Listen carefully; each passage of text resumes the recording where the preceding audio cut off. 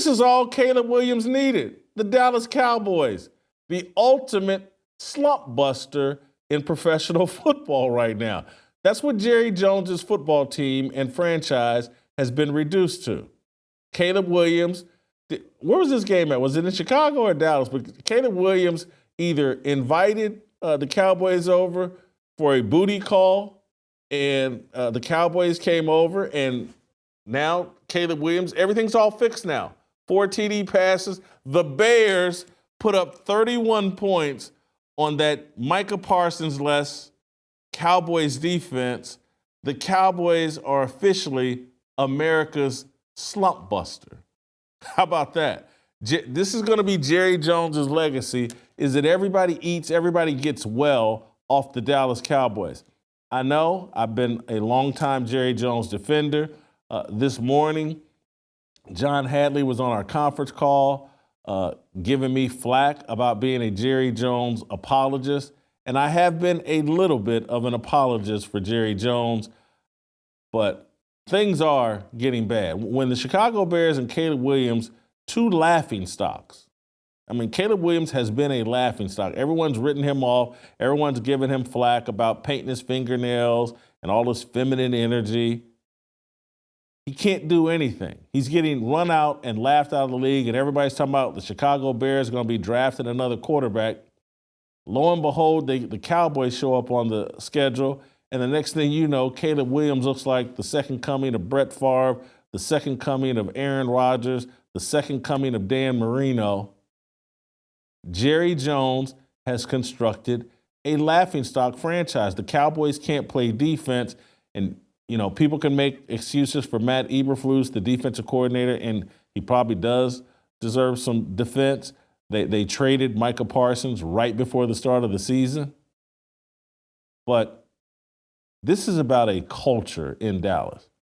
This is, I think, inadvertently, from Dak Prescott to CeeDee Lamb to Micah Parsons, all of these contract negotiations and very public contract negotiations and all the conversations about those negotiations, because Jerry Jones is the face of the organization, because Jerry Jones has made himself front and center. And so contract negotiations in Dallas play out on a bigger stage than everyone else's. And it's because of Jerry Jones and all the press conferences he hosts and all the attention he gets. And what that has done to the Cowboys organization is everything about Dallas is about the money. People aren't there, beyond Dak, to win football games or to win Super Bowls. Everybody's there to get paid. And the entire conversation and culture in Dallas is all about money. And that's why the franchise can't get out of its own way, can't seem to build anything consistent, can't instill a culture conducive to consistent winning or the kind of toughness you need. Dak Prescott started out the season on fire, playing really well. The defense hasn't been cooperating. And now the Chicago Bears have come in, and Caleb Williams have come in and had their way with the Dallas defense. This thing here, I saw something on ESPN this morning where they had a headline or a lower third. Are the Dallas Cowboys a playoff team? I'm like, are you kidding me? They're in the same division as the Philadelphia Eagles and the Washington Commanders. How are they going to be a playoff team? They're in the NFC East. After what the Bears just did to them, the Dallas Cowboys making the playoffs, there's no possibility of that. The Dallas Cowboys are a slump buster, and people are checking their schedules right now. Hey, when Dallas come to town? I can't wait to get some of that. Dallas is here. Can't wait.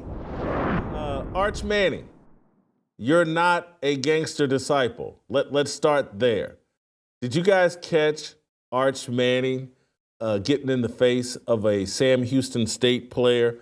I think Arch Manning or someone in the Manning family has watched my video where I question whether Arch Manning was comfortable playing against black athletes, that he grew up out in this little suburb playing against little high GPA kids, and that sometimes, not all the times, but sometimes when you grow up playing out in the suburbs and the next thing you know, you're going out and playing a bunch of city kids, the next thing you know, you don't have quite the courage you used to have. You start tiptoeing around because guys with tattoos and gold chains are showed up and they're acting all tough and you fold. And this was me piggybacking off of Danny Cannell's contention that, hey, look, it's mental what's going on with Arch Manning. Well, Arch Manning scores 5 touchdowns against Sam Houston State, and starts running around and acting like he just put up 68 points on the Detroit Pistons, starts running around acting like he just ran for 300 yards on the 1985 Bears. He scores a touchdown and then gets all up in the face of some Sam Houston State player. It's crazy. It's like this guy, Arch Manning, thinks like, hey man, I just walked through O Block in Chicago. I was checking in with Steven Jackson and all the guys on O Block. And, I just walked through there, shirt off, muscles everywhere, and didn't nobody say a word to me. It's like Arch Manning is acting like he just went to jail. Like a lot of guys, when they go to jail, they pick a fight with the toughest guy in their cell block to prove a point to everybody else that, hey, don't mess with me. That's what Arch Manning thinks Sam Houston State is. That he thinks it's O Block. He thinks it's cell block 8 on, at some prison. Arch, I'm not quite sold.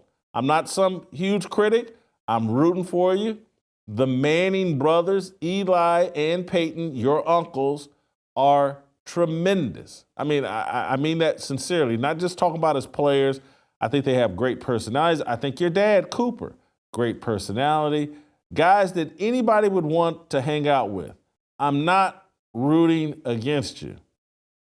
But let's don't think you've arrived because you scored 5 touchdowns on Sam Houston State.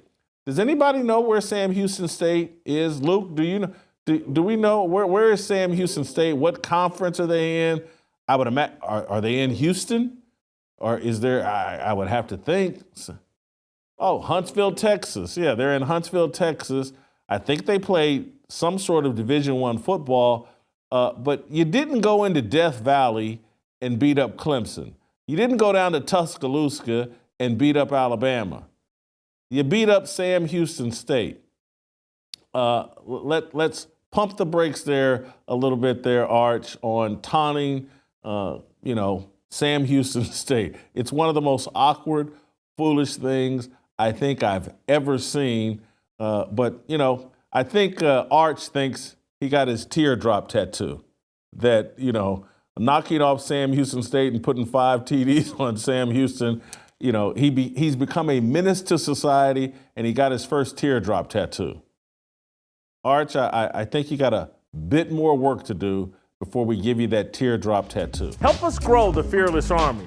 Pound that like button, subscribe to the channel, and share this video with all your fearless friends.